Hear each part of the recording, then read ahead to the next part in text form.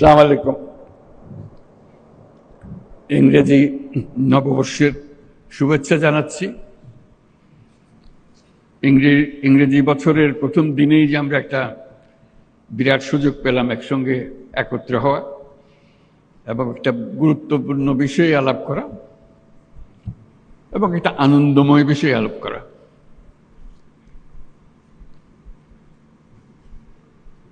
আন্তর্জাতিক বাণিজ্য মেলা যখন শুরু হয়েছে প্রথম দিকে দু একবার যাবার সুযোগ হয়েছিল। বেশ ফুর্তি লাগে, মজা লাগে দেখতে। নামটা হলো আন্তর্জাতিক বাণিজ্য মেলা, তিনটা শব্দ। কারো কারো পছন্দ আন্তর্জাতিকের দিকে, খেয়াল ওদিকে, কারো কারো মনোযোগ বাণিজ্যের দিকে, আর কারো খেয়াল মেলার দিকে। আমি মেলার দিকে।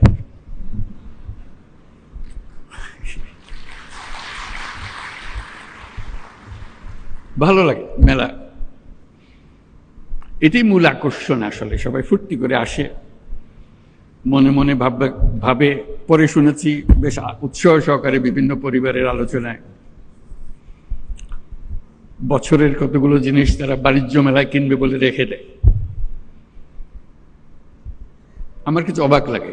সারা বছরের পরিকল্পনা বাণিজ্য মেলায় কিনবে গেল, তার একটা আকর্ষণ আছে বাণিজ্য মেলার। এবং তার মধ্যে যত না বাণিজ্যের বিষয়, মেলাটা তাদের মজা বেশি দেখার জন্য, ফুর্তি করার জন্য।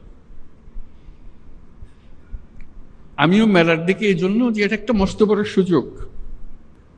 মানুষ যেহেতু আকৃষ্ট হয়, তার কাছে কথাগুলো তুলে ধরা, তার চিন্তার মধ্যে ঢুকিয়ে দেওয়া, এই সুযোগটা এই মেলা আমাদেরকে দেয়। আমি এই জন্য বলছি এটা সুযোগ। আমরা ব্যবসা বাণিজ্য করি, টাকা পয়সা রোজগার করি, বাণিজ্য করি, আন্তর্জাতিক বাণিজ্য করি, দেশের উপকার হয়, সবকিছু ভালো কথা। কিন্তু তার চেয়ে বড় কথা হলো মানুষের মনের মধ্যে কি ক্রিয়া প্রতিক্রিয়া হয়, সেটা তার চিন্তার ভেতরে আমরা কি ঢুকিয়ে দিতে পারি, সে কি জিনিসটা সে গ্রহণ করে, সেটা এটা আমাদের দেশের জন্য অত্যন্ত গুরুত্বপূর্ণ। এই দেশটা একটা অপূর্ব সুযোগের দেশ। আমরা উত্তরাধিকার সূত্রে পেয়েছি। অসংখ্য মানুষ, 17 কোটি মানুষের দেশ, একটু ছোট্ট একটা জায়গার ভেতর, এবং তার মধ্যে বেশিরভাগ হলো টাটকা তাজা তরুণ। এরকম শক্তি খুব বেশি দেশের কপালে আসে নাই, আমাদের এসছে। যেটার কারণে বারে বারে জোর দিচ্ছি এই তারুণ্যের শক্তিকে উন্মোচিত করার, সুযোগ সৃষ্টি করার। তার মধ্যে আরেকটা বিষয় বারে বারে দৃষ্টি আকর্ষণ করি, মানুষ মাত্রেই উদ্যোক্তা, শ্রমিক না। শ্রমিকটা হলো একটা বিপথে চলে যাওয়া। এটা মানুষের পথ না। মানুষের পথ হলো সৃষ্টি করা, নিজের মনের মধ্যে যা আছে তা সৃষ্টি করা, অন্যের হুকুমে সৃষ্টি করা না। এটা হলো তফাৎ। একটা হলো অন্যের হুকুমে, একটা হলো নিজের উদ্যোগে, নিজের চিন্তায়, নিজের ভাবনায়, নিজের ফুর্তিতে। এই মেলা আমাদেরকে আবার সেই সৃষ্টির সুরসুরিটা দেয়। এই মেলা একটা সুযোগ দেয় একজনেরটা দেখে আরেকজনের মাথায় সুরসুরি দেওয়া। এই সুযোগটা যেন আমরা গ্রহণ করতে পারি। আমার মনে মনে যে মেলার ছক। সেটা হলো এগুলো তো থাকবেই, তার সঙ্গে আরো অনেক জিনিস থাকতে পারে।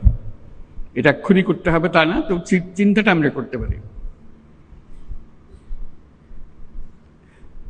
তরুণদের একাংশ বাণিজ্য মেলাতে, ওই এটা তাদেরই অংশ।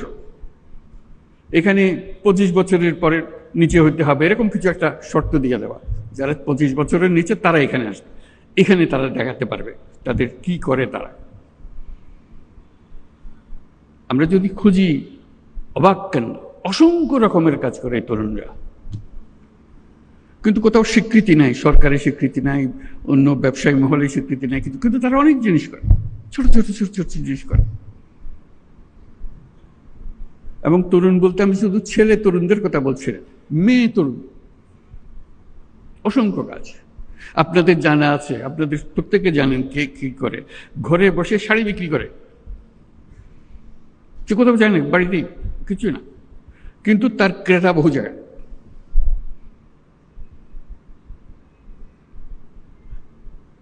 গৃহিণী, বয়স্ক মহিলা, 4-5 ছেলে মেয়ের মা ব্যবসা করছে। কি করে? রান্না করে খাওয়ায়। অর্ডারটা 3 দিন আগে দিতে হয়, কি কি চান, কি কি জিনিস, ঠিক রান্না করে আপনার বাড়িতে পৌঁছে দিচ্ছে। কোনো স্বীকৃতি নাই। আমাদের একাংশ থাকবে শুধু এদেরকে দেখানো, যারা অত্যন্ত চমৎকার বুদ্ধি নিয়ে দুনিয়ার সব কাজের ফাঁকে দিয়ে সে একটা ব্যবসা নিজে সৃষ্টি করে ফেলেছে। এটা দেখানো এই জন্য দরকার, ওই যে বললাম সুরসুরি, এটা দেখার পরে প্রত্যেকের মাথায় সুরসুরি আসবে, আরে আমি তো ইচ্ছে সুন্দর করে করতে পারি, আমিও তো একটা করতে পারি।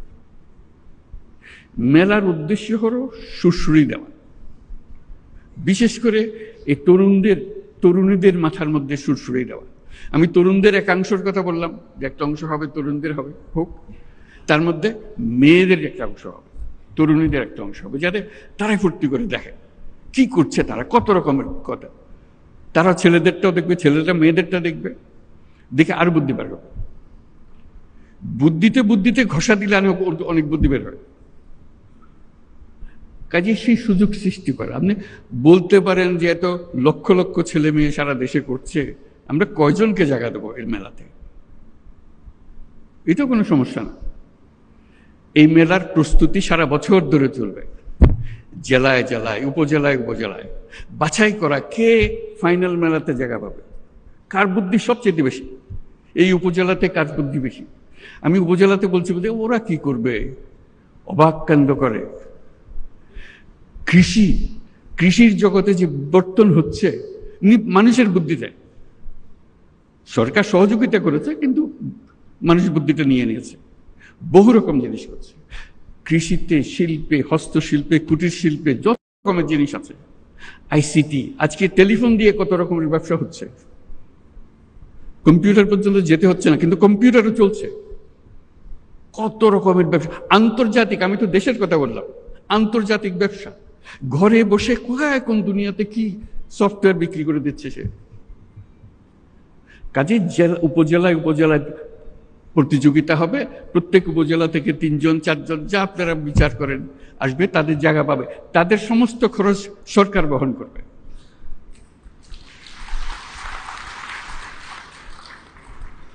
কারণ তারা তো আমাদের পথ প্রদর্শক,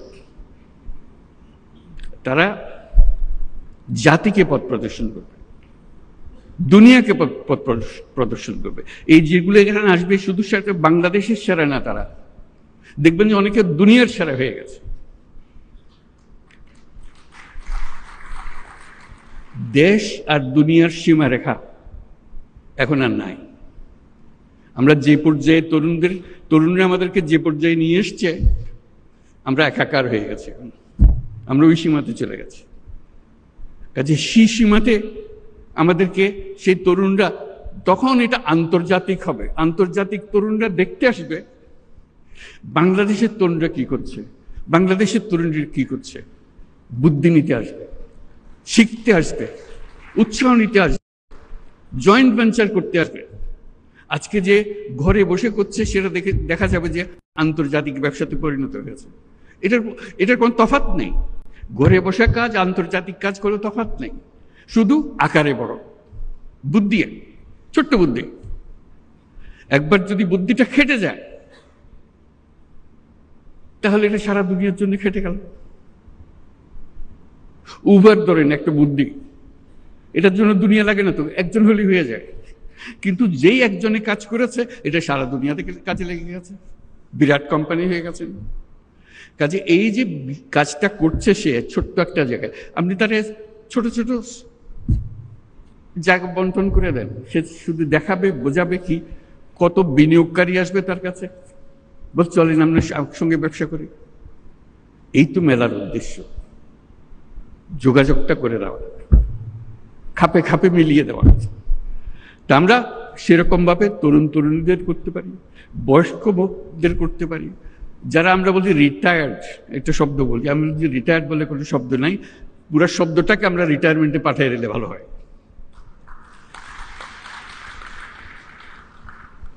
একজন মানুষ কখনো রিটায়ার করতে পারে না, সে মৃত্যু পর্যন্ত সচল সজাগ কর্মঠ, তার আগে সে থামে না। কিন্তু আমরা একটা বয়স নির্ধারণ করেছি, এত বছর হলে তুমি রিটায়ার, তারপর আমাদের কাজের না, আমার তো রিটায়ার হয়ে গেছে, জোর করে মানে চল করে দিল, বেকল করে দিল, শব্দ একটা আবিষ্কার করে। এই শব্দটাকে ডিকশনারি থেকে বের করে দিতে হবে। আপনি বলেন 70 বছর, 80 বছর, 90 বছর, কি অসুবিধা আছে? যতক্ষণ পর্যন্ত আমি চিন্তা করতে পারি, কাজ করতে পারি, বুদ্ধি দিতে পারি, আমি তো সচল, আমি মানুষ। কাজেই তরুণরা যেরকম কাজ করবে, বয়স্করাও কাজ করবে। তাদের জন্য একটা আলাদা এলাকা, বয়স্কদের জন্য, যেটা 60 ঊর্ধ্ব 70 ঊর্ধ্বরা কি কি কাজ করছে, কি কি জিনিস করে ফেলছে, তারা করছে। কাজে ওই যে বললাম, উপজেলায় উপজেলায় হবে, প্রতিযোগিতা হবে এবং তাদের চিহ্নিত করা হবে, যারা আসছে তাদের তালিকা হবে, তাদের জীবনী ছাপা হবে, তারা কি করছে। তারপর তাদের দেখতে আসবে সবাই, দলে দলে আসবে, সারা দেশ জুড়ে আসবে, বিদেশ থেকে আসবে, কে কি করছে। আপনাদের বহু ঘটনা জানা আছে, আমার বলার দরকার নেই। কাজে ওইটাই হবে মেলা, যেটা বাংলাদেশের মানুষকে, এই যে বাচ্চা স্কুলে যাচ্ছে সেও বলে যে ওটা দেখে এসে, মা আমি ওটা পারবো, আমি এর চেয়ে ভালো পারবো। সে ক্লাস 7-এর ছাত্রী, সে ক্লাস 7-এর ছাত্র, তার মাথায় বুদ্ধি এসছে, করুক না, অসুবিধা কি? বুদ্ধির জন্য তো বয়সের দরকার নেই, বুদ্ধি আলাদা এক জিনিস। সে 100 বর্ষ বয়সী মানুষের কাছ থেকে আসতে পারে, 5 বছরের বাচ্চা থেকে আসতে পারে। এইগুলো দেওয়াটাই হলো এই মেলা। কাজে আমরা এই মেলা, আজকে আমরা দেখব, মেলা আমাদের উৎসাহিত করবে, কিন্তু ভবিষ্যতের মেলা সারা দেশ জুড়ে হবে, জায়গায় জায়গায় হবে। এবং এটা হলো চূড়ান্ত মেলা, সবাই আসবে, দেখতে আসবে, বুঝতে আসবে, শিখতে আসবে, বিনিয়োগ করতে আসবে। এখানে যারা দেখতে আসবে তাদের অর্ধেকাংশ হলো যারা বিনিয়োগ করতে চায়, সঙ্গী খুঁজতেছে, কোন ব্যবসাটা সে ধরবে, কোন ব্যবসাটাকে নিয়ে সে এগিয়ে যাবে। বুদ্ধিটা তো বিরাট সম্পদ, টাকার চাইতে অনেক বড় জিনিস। টাকা তো বুদ্ধির পিছিয়ে পিছিয়ে দৌড়বে। আমরা এখন বলছি টাকা নেই, টাকা নেই, টাকা নেই তো বিষয় না, বুদ্ধি নেই, বুদ্ধি নেই বলতে পারে। কেন বুদ্ধি থাকবে না আমাদের? বুদ্ধি থাকলেই টাকা। আমরা চাই আমাদের তরুণ তরুণী, বয়স্কা যত আছে, সবাই তার এই যে স্বতঃস্ফূর্ত উদ্যোক্তা হবার শক্তি, সেটাকে এগিয়ে এই অনুষ্ঠানের মাধ্যমে, মেলার মাধ্যমে আমরা এগিয়ে নিতে পারি। সেগুলো পরবর্তীতে স্কুলে কলেজে পাঠ্য হবে, কে কি করেছে, কি ওদেরকে উদ্বুদ্ধ করার জন্য, তারা তাতেও সেটা করে। তাহলে এই মেলা সবার জীবনে একটা বড় রকম প্রভাব রেখে যাবে আমাদের জন্য। তো সেই উদ্দেশ্যে আজকে এই মেলা আমরা সূত্রপাত করলাম। ভবিষ্যতে আমরা কিভাবে করব, আপনারা সবাই মিলে এর সঙ্গে আপনাদের বুদ্ধি যোগ করুন। আমি তো কয়েকটা কথা বললাম, আমার বুদ্ধিতে যা কুলিয়েছে, সবার বুদ্ধি একত্র করলে এটা মহাবুদ্ধিতে হবে। আমাদের দেশ, আমাদের মানুষ মানুষই তো দেশ, দেশ বলে তার কিছু নাই। মানুষ, আমাদের মানুষ তার নিজের দেশ নিজে সৃষ্টি করবে, উৎসাহ করে শক্ত হয়ে দাঁড়াবে দুনিয়ার সামনে। দেখো তোমাদের জন্য আমরা কত রকমের উদাহরণ সৃষ্টি করে দিলাম। তো সেটার জন্য আজকে আমরা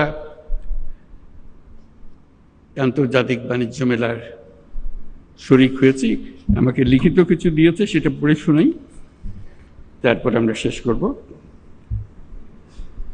দেশে উৎপাদিত পণ্য সামগ্রীকে আন্তর্জাতিক মানদণ্ড অনুযায়ী উৎপাদন ও রপ্তানিতে রপ্তানি উন্নয়ন ব্যুরো দীর্ঘদিন ধরে কাজ করে। এই সংস্থা নতুন নতুন পণ্যকে রপ্তানিতে অন্তর্ভুক্তকরণ, পণ্যের বাজার সম্প্রসারণ, পণ্য বহুমুখীকরণের অংশ হিসেবে প্রতি বছর এই মেলাটি আয়োজন করে। এই ধরনের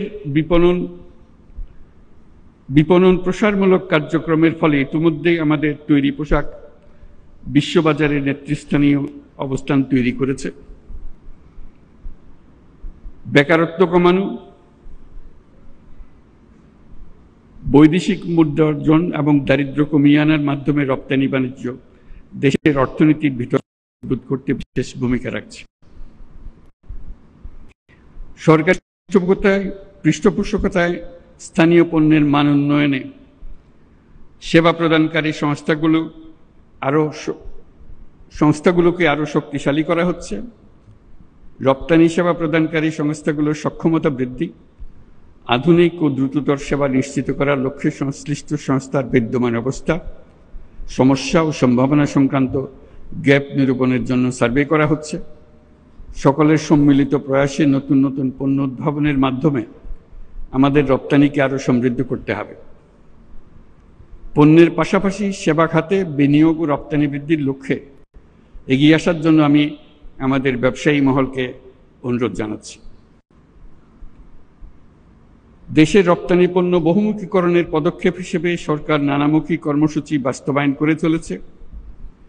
এর মধ্যে রপ্তানিতে অবদান ও সম্ভাবনার বিষয়ে বিবেচনাক্রমে পণ্য খাতকে যথাক্রমে সর্বোচ্চ অগ্রাধিকার খাত, বিশেষ অগ্রাধিকার খাত হিসেবে ঘোষণা করা হয়েছে। এছাড়া রপ্তানি প্রসার ও প্রণোদনামূলক কর্মকাণ্ডকে বেগবান করতে প্রতি বছর একটি পণ্যকে প্রোডাক্ট অব দ্য ইয়ার, বর্ষের পণ্য হিসেবে ঘোষণা দেওয়া হয়। এই প্রক্রিয়ার মাধ্যমে আমি প্রোডাক্ট অব দ্য ইয়ার তো বটেই, এন্টারপ্রেনিয়র অব দ্য ইয়ার সেটাও পরিচিত করতে চাচ্ছি, যাতে করে প্রোডাক্টের উপরে যেমন জোর, তার চেয়ে বেশি জোর যে করলোটাকে। এই প্রক্রিয়ার মাধ্যমে জনগণকে ঘোষিত পণ্যের উৎপাদন ও বিপণনে উৎসাহিতকরণে প্রয়োজনীয় পদক্ষেপ নেওয়া হয়। এবার ফার্নিচার পণ্যকে 2005 সালের বর্ষসেরা পণ্য হিসেবে ঘোষণা করা হয়েছে। বাংলাদেশে উৎপাদিত প্রক্রিয়াকৃত পণ্য ও সেবা সামগ্রীকে বহির্বিশ্বে রপ্তানির পথ সুগম করার লক্ষ্যে আয়োজিত 29তম ঢাকা আন্তর্জাতিক বাণিজ্য মেলার সাথে সম্পৃক্ত বাণিজ্য মন্ত্রণালয় এবং রপ্তানি উন্নয়ন ব্যুরো সহ সকল মন্ত্রণালয় ও সংস্থাকে আমি আন্তরিক ধন্যবাদ জানাচ্ছি। এই সঙ্গে আমি ঢাকা আন্তর্জাতিক বাণিজ্য মেলা 2025-এর শুভ উদ্বোধন ঘোষণা করছি।